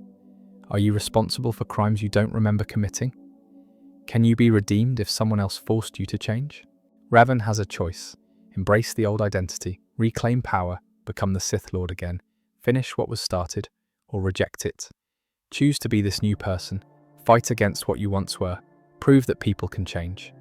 And Revan chooses the light, because this new person, the one who's been fighting alongside Bastila and helping the Republic, doesn't want to be the monster anymore. It's a genuine choice, made with full knowledge of both identities. Revan and Bastila take their team to the Starforge. Final confrontation time. They fight through waves of Sith, and then Revan faces Malak, former best friend, former apprentice, now Dark Lord of the Sith in Revan's place. The duel is personal. Malak mocks Revan for being weak, for choosing the light, for being a puppet of the Jedi. Revan wins, Malak dies. The Starforge is destroyed, and with it, the Sith fleet's advantage. The war ends, the Republic is saved. But the questions linger. The Jedi Council debates among themselves. Did we save Revan, or did we just use them? Some council members argue they did what was necessary. The war was unwinnable otherwise. Revan chose the light in the end, so clearly some part of them wanted redemption. We just facilitated it. Others are less comfortable. They point out that you can't call it redemption when you erase someone's agency completely. They made Revan a tool, not a person. The fact that it worked out doesn't make it right. There's no resolution to this debate. The war is over, Revan is a hero again, and the council quietly agrees to never speak of the mind wipe to anyone outside their circle. But while everyone's celebrating the end of the Jedi Civil War, there's another problem developing. Actually, it's not developing. It's been there the whole time. Remember all those Jedi who went to fight the Mandalorians? The Revanchists? Most of them died or came back as Sith. But there's one who came back different. Her name is Meetra Surik. Meetra fought in the Mandalorian Wars. She was there at Malak 5 when Revan won the final battle. A super weapon was activated that killed millions instantly, ending the war but also creating a massive wound in the Force. Meetra felt all those deaths, every single one. The Force screamed with the agony of millions dying at once, and Meetra, trying to survive that psychic tsunami, cut herself off from the Force, just severed the connection completely to stop the pain. She barely survived, and she came back to the Jedi to report what happened, expecting medical help, psychological support, understanding from people who should know what Force trauma looks like. Instead, the Council put her on trial and decided she was dangerous.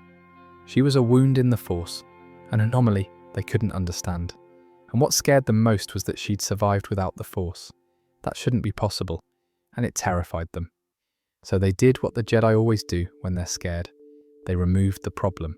They exiled her, stripped her of her rank, told her she was no longer Jedi, and sent her away with basically nothing. Meetra spent years wandering the galaxy, broken and alone. Meanwhile, the Jedi Order is falling apart. Somebody is hunting the remaining Jedi Masters, the ones who survived the Civil War, and killing them one by one. The Order is so depleted that losing even a few Masters is catastrophic. This is the Jedi Purge, and it isn't being carried out by a single Sith. It's the work of the Sith Triumvirate, Darth Nihilus, Darth Sion, and their hidden mentor, Darth Traya, or Kreia. Nihilus hunts through hunger. He drains entire planets through the Force, killing Jedi without ever meeting them face to face. Sion hunts through endurance, tracking Jedi down personally, refusing to die no matter how many times he's struck down. And Kreia orchestrates it all from the shadows, guiding the destruction rather than leading it openly. And the surviving Council members are terrified. They go into hiding, scattering across the galaxy, hoping whoever's hunting them doesn't find them. Meetra, Force dead and wandering, starts getting drawn back into Jedi business. People she meets reconnect her to the Force bit by bit.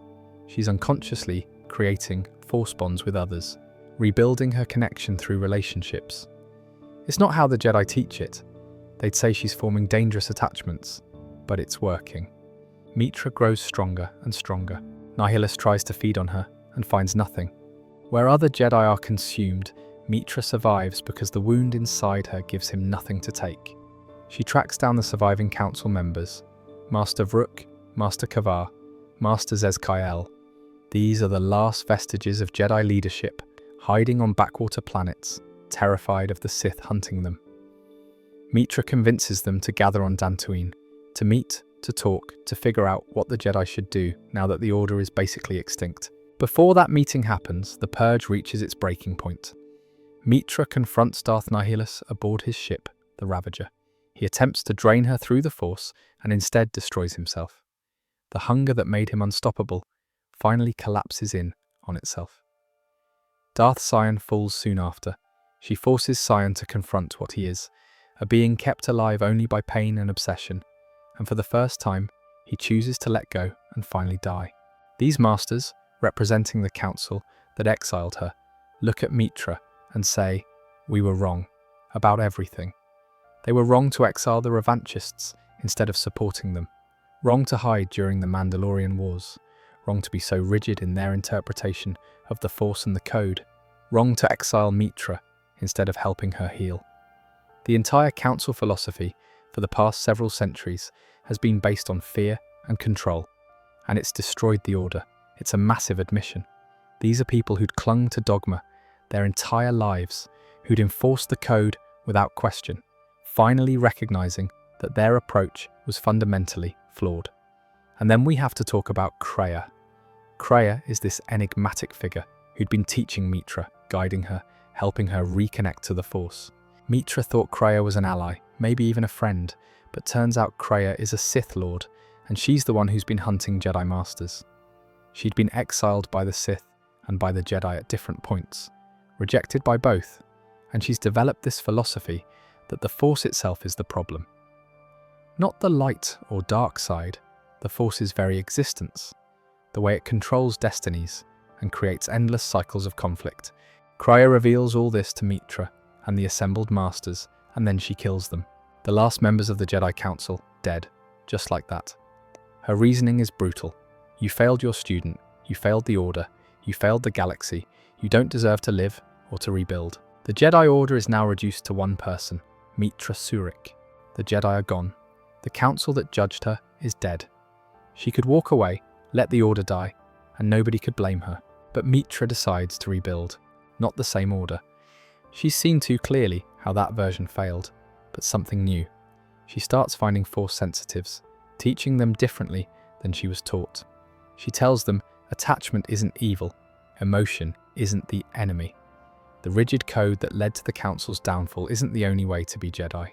You can love people and still serve the light. You can feel anger without falling to darkness. The Force isn't control, it's balance. This is basically the first Jedi philosophy rediscovered. She's just learning from the Council's mistakes and her own experiences. She trains students in secret, in small groups, scattered across the galaxy. It takes years, decades. The Jedi remain hidden, fractured, barely existing as an organization. But they survive. Meetra's students train more students, who train more students, and slowly the Order limps back into existence. They eventually re-emerge, changed but alive. The Jedi Order has been reborn from literally one person who refused to let it die, despite having every reason to walk away. But the scars remain, the trauma of near extinction, the knowledge that the entire council was wrong, the memory of being reduced to nothing. All of it shapes what the Jedi become going forward. And unfortunately, the lessons Meetra tried to teach about emotion, attachment, and humanity get lost over the following centuries. Future generations of Jedi revert to the old ways, the rigid code, the fear of the dark side. They forget that the Order was saved by someone the Council exiled, rebuilt by someone who broke all their rules, and kept alive through the very attachments they forbade. Centuries later, the Sith return. This is around 3681 BBY, and we're talking about the true Sith Empire, the descendants of those original Dark Jedi who got exiled after the 100-year darkness. They've been out in the unknown regions this whole time, building an empire, growing their power, nursing their hatred of the Republic and the Jedi for over 1,000 years. And now they're back with a vengeance.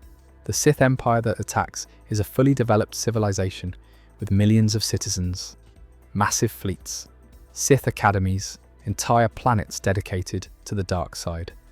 The Jedi thought the Sith were legends, ancient history, a problem solved millennia ago, but the Sith never went away. They just got patient. The invasion is coordinated and brutal.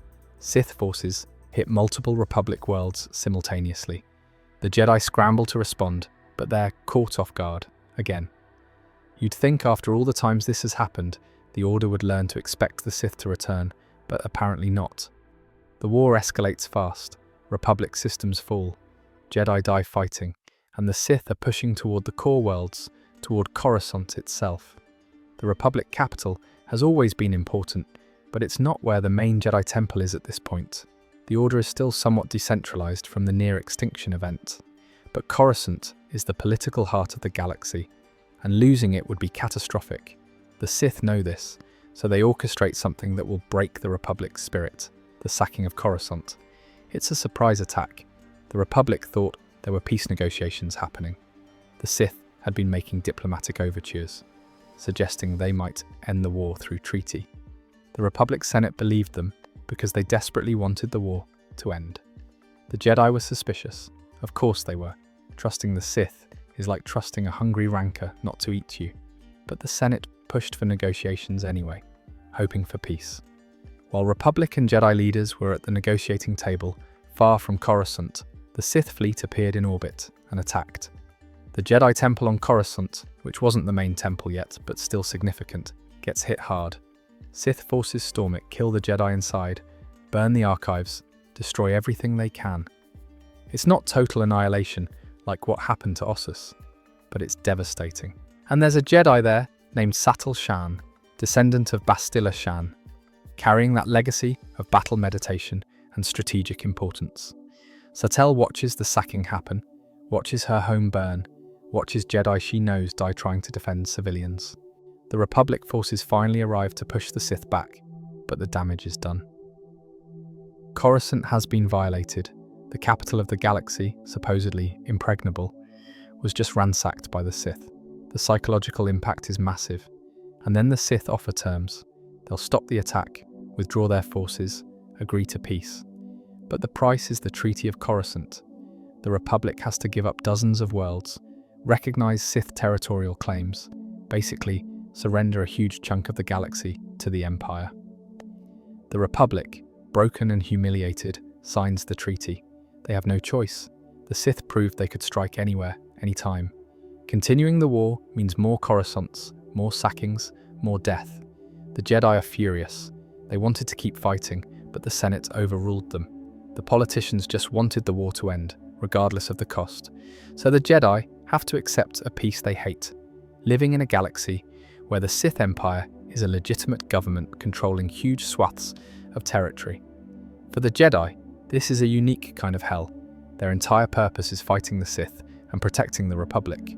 Now they have to coexist with the Sith Empire, and they can't do anything about it because the Senate signed a treaty. The Jedi make a decision. They're going to rebuild on Coruscant, properly this time, make it the central temple for the entire Order. The reasoning is partly symbolic, showing the galaxy that the Jedi aren't broken, that they're still here, and partly practical. Being on the capital world close to the Senate positions them to influence Republic policy and prepare for the inevitable next war. Because everyone knows this peace won't last. The Sith don't make peace, they make truces while they prepare for round 2. So the Jedi start construction on what will become the Coruscant Temple, the iconic building we see in the prequel films. Massive structure in the heart of Galactic City, visible from orbit, a statement of presence and power. This is the Jedi planting their flag and saying, "We're not going anywhere." They pour resources into it, the best architects, the strongest materials, incorporating both functionality and symbolism. Training rooms, meditation chambers, archives to replace what was lost in the sacking, quarters for thousands of Jedi. It becomes the heart of the rebuilt order. Satele Shan becomes one of the leaders in this rebuilding effort. She understands that the Jedi need to be ready for war while maintaining their identity as peacekeepers. It's a razor's edge to walk, and she's trying to keep the Order balanced on it. The structure of the Order solidifies during this period.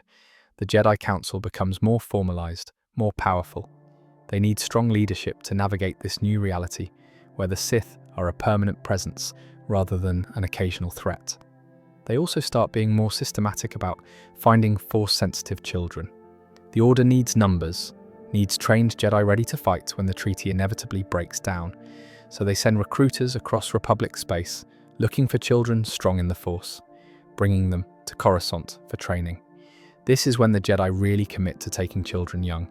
The reasoning is that if war is coming, and it definitely is, they need Jedi who've been trained their entire lives, who know nothing but the Order's way, who won't question or falter when things get bad. It's practical, but it also starts creating the problems we see thousands of years later. Children raised from infancy in the temple, never knowing their families, trained to suppress emotions and avoid attachments. The Jedi are creating emotionally stunted warriors, not balanced Force users. But in the moment, it seems necessary. The Sith are out there, the peace is fragile. The Order needs to be ready. The Cold War period begins, this weird state where the Sith Empire and the Republic aren't openly fighting, but aren't at peace either. Proxy conflicts, espionage, border skirmishes. The Jedi are constantly deployed to deal with Sith incursions that technically don't violate the treaty, but clearly show the Empire's hostile intent. And the Jedi are stuck in this identity crisis. Are we peacekeepers? Are we soldiers? The treaty says we're at peace, but we're preparing for and fighting in a war. How do you be a guardian of peace when peace is just a lie everyone's pretending to believe? Satele and the other council members try to thread this needle. They tell their Jedi to be diplomats first, warriors second, but everyone knows that's backwards from reality. When a Jedi gets sent to a border world where Sith are causing problems, diplomacy isn't what solves it. Lightsabers solve it. The Jedi are training Padawans for combat while teaching them the code says, there is no chaos, there is harmony. The cognitive dissonance is massive, but nobody knows how to fix it without either abandoning the code or abandoning their duty to protect people. The temple on Coruscant grows. More Jedi arrive. The archives expand, training programs develop. The Order is rebuilding its strength, its knowledge base, its institutional structure. On the surface, everything looks like it's working. But underneath, the same problems that have plagued the Jedi for thousands of years are still there. They're still terrified of the dark side to the point of rigidity, still enforcing the code like it's absolute law rather than a philosophical guide. Still taking children and raising them to be emotionally detached warriors. They're rebuilding the Order that failed before, just in a new building with a new generation. The fundamental issues haven't been addressed because the Jedi don't know how to address them without questioning everything they are. And with the Sith Empire right there, an active threat, there's no time for introspection or reformation. They need soldiers, not philosophers. They need obedient Jedi who follow orders, not questioners who might create another schism. So they rebuild the same Order, make the same mistakes, and hope that this time it'll work out differently. Spoiler, it won't. But for now, standing in their impressive new temple on Coruscant with thousands of Jedi training and studying and preparing for the next war, the Order looks strong, looks ready, looks like they've learned from the past and built something that can endure. The Sith are watching from across the border, waiting for their moment. The Jedi are watching back, preparing for inevitable conflict, and the cycle continues. So the Cold War with the Sith Empire drags on for years. Decades, actually. The Jedi are stuck in this nightmare situation. It's exhausting, demoralizing, and it's slowly eroding what it means to be Jedi. Every diplomatic mission could turn into a firefight. Every negotiation has Sith manipulating things behind the scenes. Sattel Shan and the other council members are holding the Order together through sheer force of will. They're trying to maintain Jedi principles. Be the better person, don't give in to hate, serve the light, while also preparing their people for a war that everyone knows is coming eventually. Young Padawans are growing up in a galaxy where the Sith are just there, a constant presence. It's not like the old days where Sith were ancient history or distant threats. These kids are training to fight an enemy they can see on the HoloNet news, an empire that controls actual planets and has diplomatic relations with the Republic. It messes with the traditional Jedi teachings. Hard to tell students the Sith are this abstract evil we must always oppose, when the Senate is literally negotiating trade agreements with them. The uneasy peace eventually shatters, of course it does, and open war breaks out again. The Jedi throw themselves into it, because at least open war is honest, better than the Cold War's constant deception and proxy conflicts. But this war grinds on for years too, and the Jedi are losing themselves in it. Masters who join the Order to be peacekeepers find themselves making tactical decisions about which planets to defend and which to abandon. Padawans who dreamed of exploring the galaxy and helping people are instead fighting in trenches and starship battles. The question keeps coming up, what are we anymore? There's no good answer. The Council keeps saying, we're guardians, we protect people. Sometimes that requires fighting. But when sometimes becomes constantly, when your entire identity revolves around war, you've become soldiers, whether you call yourselves that or not. Eventually that conflict winds down too, not with victory, just exhaustion on both sides. The Jedi and the Republic survive, the Sith Empire pulls back, and everyone takes a breath. But the damage to the Order is done. They've spent so long being warriors that an entire generation barely knows how to be anything else. And then the galaxy goes completely insane. We're jumping forward now, centuries later, to around 1010 BBY. The old Sith Wars, also called the New Sith Wars. And new is generous because this is just the same old conflict, except it lasts for 1,000 years. 1,000 years. Multiple Sith factions rising and falling, constantly attacking the Republic, and the Jedi fighting them the entire time. Generations of Jedi who are born, trained, fight and die without ever knowing peace. The Jedi Order during this period becomes something it was never supposed to be. They call themselves the Army of Light, under a leader named Lord Hoth. The Jedi have a military title structure now. That's how far they've fallen from the original vision. These Jedi know how to fight. They're good at it, trained from childhood in combat, warfare tactics, military strategy. But meditation, diplomacy, the philosophical aspects of being Jedi, that stuff falls by the wayside, because who has time for contemplation when you're fighting for survival? The Jedi temples become staging grounds for military operations. The Council makes strategic decisions about troop movements and resource allocation. Padawans learn battle tactics alongside Force techniques. Everything is oriented toward war because war is all there is. And after centuries of this, the Jedi start forgetting what they're supposed to be. They're so focused on destroying the Sith that not being Sith becomes their entire identity. They're anti-Sith more than they are pro-anything. Someone asks a Jedi, "What do you stand for?" And the answer is opposing the dark side. The original Jedi ideals, bringing peace, seeking knowledge, serving others, they're still there in theory, but in practice? The Order is a military force. Then comes the Battle of Ruusan. This is it.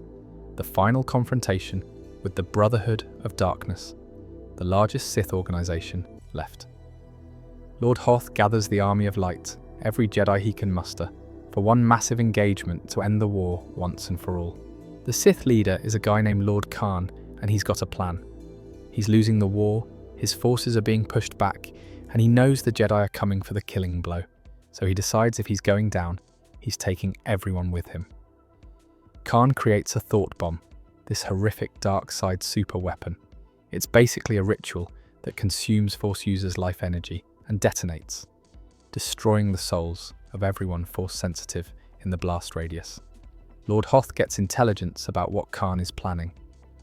His advisors tell him it's a trap, that Khan is baiting them into a situation where he can use this weapon. And Hoth knows they're right. He understands that if he leads the Jedi into this battle, they'll be annihilated on a spiritual level. And he orders the attack anyway. Hoth's reasoning is brutal, but logical. If we don't end this now, the war continues. More planets burn, more innocents die. We've been fighting for 1,000 years, and this is our chance to finish it. The Sith are cornered. We just have to be willing to pay the price.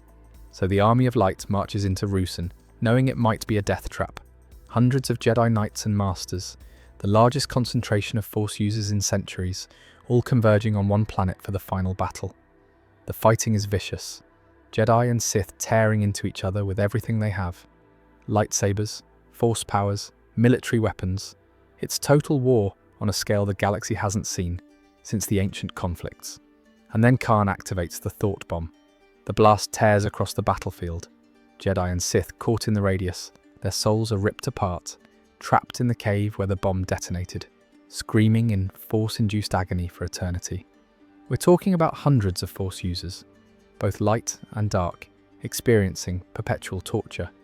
Lord Hoth is among them, dies destroying the Sith, trapped forever in the same hell as his enemies. But the Jedi outside the blast radius survive, and they look at the aftermath. Hundreds of their brothers and sisters gone, the Brotherhood of Darkness destroyed, and they declare victory. The Sith are extinct, the war is over, the galaxy is saved. Except here's what they don't know, what they never find out. One Sith survived. Darth Bane. He wasn't at Ruusan because he thought Khan's whole army approach was stupid.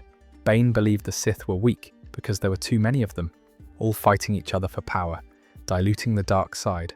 So Bane watched from a distance as the thought bomb killed everyone, Jedi and Sith alike. And he thought, perfect, now I can rebuild the Sith the right way. He creates the rule of two, one master, one apprentice. Always, no armies, no brotherhood, no factions. Just two Sith at a time, working in secret, manipulating events from the shadows, patient enough to wait centuries or millennia for their revenge. The Jedi have no idea. They're celebrating the extinction of the Sith, holding memorials for their fallen, convinced they've finally ended the cycle of war. They count this as their greatest victory. The 1,000-year conflict is over. The Sith are gone. The Army of Light accomplished its mission, but it's actually their greatest failure. Because by pushing the Sith to the brink, they forced them to evolve into something far more dangerous. The Sith armies were visible, obvious, something you could fight. Two Sith working in complete secrecy, slowly corrupting the Republic from within over the course of 1,000 years? The Jedi have no defense against that. They don't even know they need to defend against it. Darth Bane disappears into the shadows with his apprentice. The Sith become legend, then myth, then forgotten history. And they wait, patient, hidden, learning from every past failure. The Jedi won the battle but lost the war. They just don't know it yet. Now the galaxy enters what will later be called the Golden Age of the Republic, and it's the longest period of peace in recorded history. And it begins around 1000 BBY. The Jedi implement the Ruusan Reformation, a complete restructuring of how the Order operates. They look at the past millennium of constant warfare and say, we can't be soldiers anymore. That's not what we're supposed to be. We need to get back to our roots, so they make changes, big ones. The Jedi give up their military ranks and structure. No more Lord Hoth-style leadership. They go back to calling themselves masters, knights, and padawans. They return their focus to diplomacy, scholarship, meditation, all the things that got sidelined during the wars. The Order also commits to working with the Republic in a different capacity. They'll be advisors, mediators, investigators. They'll help maintain peace through wisdom and negotiation, not through commanding armies. It's a conscious rejection of everything they became during the New Sith Wars. The Jedi Council on Coruscant becomes the definitive governing body. 12 masters making decisions for the entire Order. They establish protocols, standards, rules that every Jedi has to follow. It's organized, hierarchical, and very, very rigid. Because here's the thing, the Jedi are terrified. They spent 1,000 years fighting the Sith, and even though they won, they barely survived. So the Council decides the only way to prevent another catastrophe is through strict control. Control over who gets trained, control over what gets taught, control over emotions, attachments, anything that could lead someone to the dark side. The code becomes less of a philosophical guide and more like absolute law. There is no emotion, there is peace, stops being a meditation mantra and starts being enforced policy. Jedi who show too much emotion, who form attachments, who question the Council's decisions, they get reprimanded, corrected, sometimes expelled. The thinking is that the looser, more flexible approach led to Jedi falling during the wars. If we're stricter, more disciplined, more dogmatic, we can prevent anyone from falling to the dark side ever again. And for generations it seems to work. The galaxy is at peace. The Jedi are respected scholars and diplomats. There are no major wars, no Sith threats, no existential crises. Just centuries of calm, steady service to the Republic. The Jedi become comfortable, really comfortable. They're so used to peace that they start believing this is just how things are now. The Sith are extinct, the dark side is manageable. The Order has figured it out. They collect knowledge, but stop questioning it. The Jedi archives on Coruscant are magnificent. Thousands of years of accumulated wisdom. But the Jedi aren't really engaging with that knowledge critically.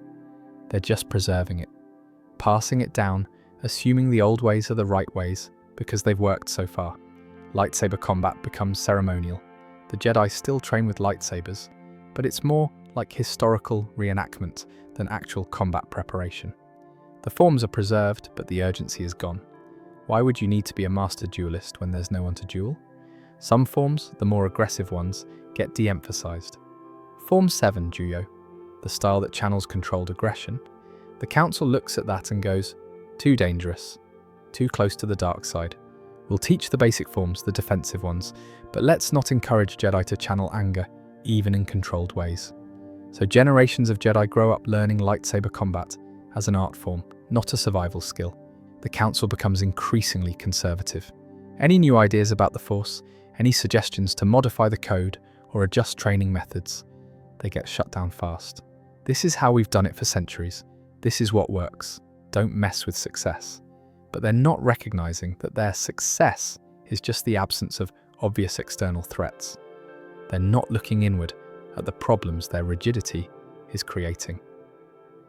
Jedi start leaving the Order, not falling to the dark side, just walking away because they can't handle the restrictions.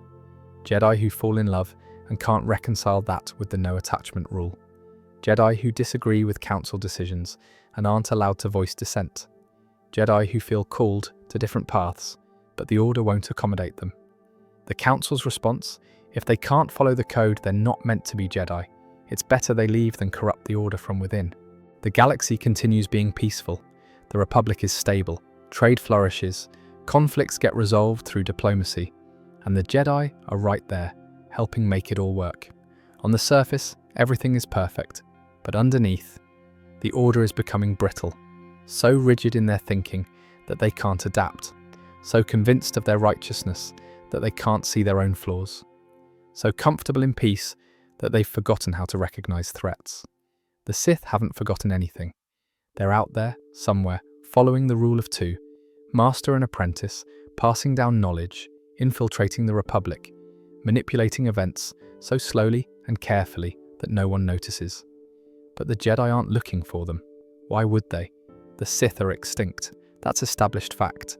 Some Jedi start having, not visions exactly, but feelings, a sense of unease. Master Yoda, who becomes one of the oldest and wisest Jedi on the Council, occasionally mentions sensing clouds in the Force, darkness gathering somewhere out of sight. But when he brings this up, the Council's response is basically, "You're being paranoid. The Sith are gone. What you're sensing is probably just normal dark side presence. Criminals, cultists, nothing organized. We'd know if there was a real threat, would they? After 1,000 years of peace, would the Jedi even recognize a threat if it was staring them in the face? The answer is no, but they don't know that yet." Then comes Qui-Gon Jinn. It's 32 BBY, and the Jedi Order hasn't faced a real existential threat in nearly 1,000 years. This maverick Jedi Master, who drives the Council crazy because he keeps questioning things. Qui-Gon looks at the code and says, "These are guidelines, right? Not absolute laws?" And the Council says, "No, they're pretty much absolute laws." And Qui-Gon says, "That seems problematic." Qui-Gon believes in following the will of the living Force, trusting your instincts, responding to the moment, being flexible rather than dogmatic. The Council believes in structure, rules, precedent. They clash constantly. And then Qui-Gon finds a kid on Tatooine, a slave boy with no father, conceived by the Force itself apparently, with a midi-chlorian count higher than Master Yoda's. And Qui-Gon brings him to the Council and says that this is the chosen one.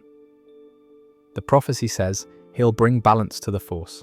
We have to train him. The Council looks at this 9-year-old boy and sees everything they're afraid of. Too old, already formed attachments to his mother, full of fear and emotion, powerful in ways that could be dangerous. This kid breaks every rule they have about who should be trained. And there's this prophecy about bringing balance to the Force. The Council has always interpreted balance as destroy the Sith and let the light side prevail. But what if that's wrong? What if balance means something else? They don't know, and they don't want to take the risk. Master Yoda and Mace Windu look at Anakin Skywalker, and their instincts scream danger. Everything the Jedi have spent 1,000 years trying to control and eliminate from their order, so they say no. Too dangerous. We won't train him. Qui-Gon, being Qui-Gon, basically says, "Cool, I'll do it anyway." And then Qui-Gon gets killed by Maul. The Council's reaction to seeing what appears to be a Sith is complete denial. Impossible. The Sith have been extinct for a millennium. This must be a dark side cultist, someone who found Sith techniques in old holocrons. There's no way an actual Sith Order has survived this long without us knowing. The Council, shaken by Qui-Gon's death and this dark warrior's appearance, makes a compromise. They'll train Anakin Skywalker. Obi-Wan Kenobi, Qui-Gon's Padawan, will take him on. It's against their better judgment, but Qui-Gon's dying wish was that the boy be trained, and denying that would be disrespectful. So, Anakin gets trained despite every warning sign, despite the Council's fears, despite the fact that he represents everything their dogmatic approach can't handle. A powerful, emotional, attached child being moulded into a Jedi by an order that has no idea how to deal with any of those qualities. The Jedi are standing at the edge of a cliff, and they don't know it. They think they're safe on solid ground. After 1,000 years of peace and success, how could they think anything else? The fall is coming, and the Jedi are blind to it. So Anakin Skywalker is being trained as a Jedi despite the Council's reservations, and for about a decade things are tense, but manageable. The kid is powerful, emotional, struggles with the code, but Obi-Wan is doing his best. The galaxy is still mostly at peace, And then the Clone Wars happen. This conflict starts so suddenly that the Jedi barely have time to process what's happening. Separatist systems are breaking away from the Republic, led by Count Dooku, who used to be a Jedi Master before he left the Order. There's a droid army threatening Republic worlds. And apparently someone ordered a clone army for the Republic years ago, and it just showed up ready to fight. The Senate, panicking about the separatist threat, grants Chancellor Palpatine emergency powers. And one of the first things that happens is the Jedi get militarized again. The very thing they swore after Ruusan they'd never do again. Except this time, they don't really have a choice. The Republic is under attack. Worlds are being invaded. Someone needs to lead the clone armies, and the Senate decides that someone is the Jedi. They're given the rank of general overnight. The Jedi have spent 1,000 years as peacekeepers, diplomats, scholars. Their lightsaber training is ceremonial, and suddenly they're expected to command battalions, plan military campaigns, make tactical decisions that will get people killed. Some Jedi adapt quickly. Mace Windu, Yoda, Obi-Wan. They step into these roles and figure it out.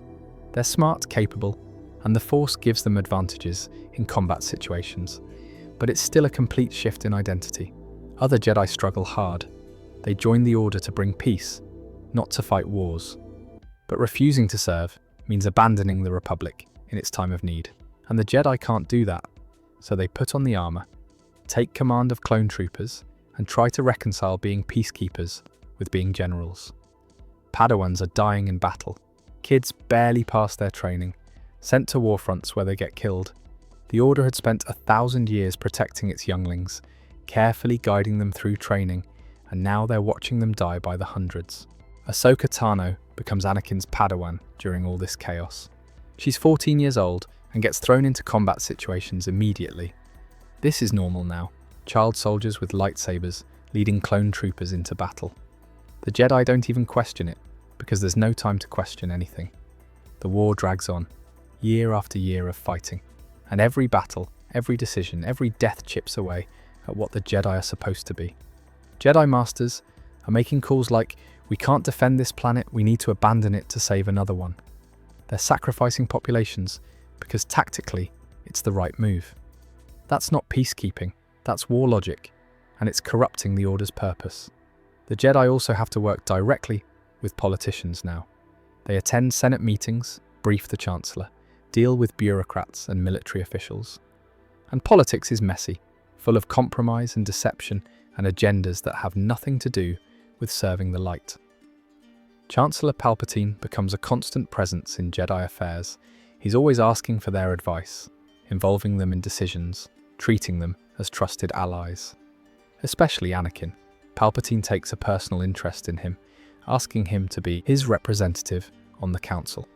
The Council agrees to put Anakin on the Council as Palpatine's representative, but refuses to grant him the rank of Master. It's a political compromise that satisfies no one and insults Anakin deeply. He's good enough to be on the Council, but not good enough to be a Master. What kind of logic is that? This is the Jedi at their worst, making decisions based on politics and distrust rather than wisdom. They put Anakin on the Council specifically to spy on Palpatine because they suspect the Chancellor is up to something. They're using Anakin as a tool, and he knows it. The Council's suspicions about Palpatine are valid. There's something wrong, they can feel it, but they can't figure out what. The dark side is clouding everything. Their visions are unclear. They sense a Sith Lord is manipulating the Republic, but can't identify who, and they're too proud to admit they're lost. Master Yoda knows something is deeply wrong, that the Jedi are failing, but instead of fundamentally reassessing their approach, they just try harder with the same methods that aren't working. Meanwhile, the war is grinding the Jedi down. They're exhausted, traumatized. Every decision pushes them further from their principles. Then comes Ahsoka's trial. She gets framed for a terrorist bombing at the Jedi Temple. The evidence looks damning, and the Council, her family, the people who've known her for years, turns on her. They expel her from the Order and hand her over to the Republic military for trial. Ahsoka is facing execution, and the Council just throws her away to save face politically. They're more concerned with the Order's reputation than with protecting one of their own. Anakin proves her innocence at the last minute. It was actually another Padawan who'd become disillusioned with the Jedi and fell to the dark side. The Council offers to take Ahsoka back, saying this was all a great trial, and she's clearly meant to be a Jedi. Ahsoka walks away. She looks at the Council and basically says, "You abandoned me. You didn't trust me. You were willing to let me die to protect yourselves. I can't be part of this anymore." And the Jedi just let her go. For Anakin, watching his Padawan leave because the Council failed her is devastating. It confirms everything he's been feeling, that the Council is more concerned with politics and image than with actually helping people, that the Order has lost its way. The Jedi are fighting a war they don't understand for a republic that's becoming increasingly authoritarian under emergency powers. They're watching their people die, their principles erode, their purpose blur, and they can feel the dark side growing stronger but can't find the source. Palpatine is right there. He's been right there the whole time, orchestrating everything. The Separatist crisis, the Clone Wars, the emergency powers, all of it is his design. He's the Sith Lord they're looking for, hiding in plain sight as the Chancellor they've been working with for years. And they don't see it, can't see it. The dark side has clouded their vision so completely that the enemy is sitting in their meetings, giving them orders, and they're blind to it. The Jedi pride themselves on their wisdom and connection to the Force. But that pride, that certainty that they'd recognize a Sith threat, is exactly what makes them vulnerable. They're looking for someone obviously evil, someone aggressive and hostile. By the time the Clone Wars are reaching their end, the Jedi are barely Jedi anymore. They've compromised everything they stood for: peace, diplomacy, avoiding attachments, all in service of a republic that's being turned into an empire. Palpatine reveals himself to Anakin as Darth Sidious, the Sith Lord the Jedi have been searching for. Anakin, torn between his loyalty to the Jedi and his desperate need to save Padme from the death he's seen in his visions, makes the worst choice of his life. He chooses Palpatine. Anakin reports Palpatine to Mace Windu, and Mace takes a team of Jedi Masters to arrest the Chancellor. They fight, and Mace is winning. He's got Palpatine cornered, disarmed, ready to end this. But Anakin shows up and intervenes, cutting off Mace's hand. Palpatine kills Mace Windu, and Anakin, having crossed that line, pledges himself to the Sith. Darth Vader is born, and his first mission as a Sith Lord is to march on the Jedi Temple with the 501st Legion. The 501st, following Vader's lead, opens fire on everyone. Padawans, younglings, temple guards, scholars who've never held a lightsaber in combat. Doesn't matter. Order 66 is active, and the directive is clear. Kill all Jedi. Across the entire galaxy, simultaneously, clone commanders receive the same order, and the inhibitor chips in their brains activate, overriding years of friendship and loyalty. Clones who'd fought beside Jedi for years, who'd saved their lives and been saved by them, turn their weapons on their generals. Master Ki-Adi-Mundi is leading a charge on Megiddo when his own troops open fire on his back. He goes down in seconds. Aayla Secura is on Felucia with her clones when they turn. She senses something wrong, starts to reach for her lightsaber, and they gun her down. Multiple troopers firing simultaneously, overwhelming her defenses. She falls surrounded by soldiers she trusted. Plo Koon is flying his starfighter when his own wingmen shoot him down. His ship spirals into a fireball. A Jedi Master who'd served for decades, who'd trained countless Padawans, dead in seconds because his clone pilots followed an order. Every battlefront, every planet where Jedi are stationed with clone troops. The same scene playing out hundreds of times. Trusted soldiers suddenly becoming executioners. Back on Coruscant, Vader leads the 501st through the temple, systematically, room by room, hall by hall, killing everyone they find. Jedi Knights put up fights, but they're outnumbered and caught off guard. The temple that stood as a symbol of Jedi strength for 1,000 years becomes a slaughterhouse. Obi-Wan survives his fall on Utapau and goes into hiding. He and Yoda regroup, try to figure out what happened. Yoda understands what has to be done. Anakin and Palpatine must be stopped. And Yoda goes to face Palpatine while Obi-Wan goes after Anakin, even though neither of them wants to fight these battles. The duels happen. Yoda fights Palpatine in the Senate chamber and loses. The dark side is too strong, Palpatine too entrenched in power. Yoda realizes the Jedi's time is over, and flees to survive. Obi-Wan confronts Anakin on Mustafar, former master and apprentice trying to kill each other, while Padme, the person Anakin betrayed everything to save, watches in horror. Obi-Wan wins by cutting off Anakin's limbs and leaving him burning on a lava bank. But Palpatine rescues Vader, puts him in the suit, and the galaxy's worst nightmare becomes permanent. The Jedi Order is gone. 10,000 generations of tradition, knowledge, and service extinguished in one coordinated strike. The survivors, and there aren't many, scatter into hiding. Yoda goes to Dagobah, Obi-Wan goes to Tatooine to watch over Luke. A handful of others disappear into the Outer Rim or unknown regions. The Jedi Temple on Coruscant becomes the Imperial Palace. The archives are either destroyed or seized by the Empire. The younglings who would have been the next generation are dead. The masters who held institutional knowledge are dead. The entire infrastructure of the Order is shattered. Palpatine declares the Jedi traitors who tried to assassinate him and overthrow the Republic. He spins Order 66 as justified self-defense. And most of the galaxy believes him because they saw the war.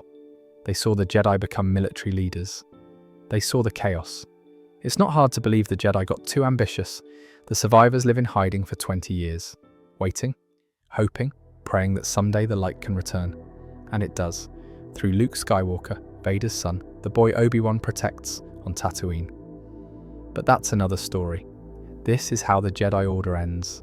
They get shot in the back by soldiers they trusted. They get murdered in their own home by someone they trained. They get betrayed by the Republic. They served for 1,000 years, 10,000 generations, gone in a single night, all because they were too rigid to adapt, too proud to see their flaws, too blind to recognize the enemy standing right in front of them. That's the tragedy. That's why this lore is amazing.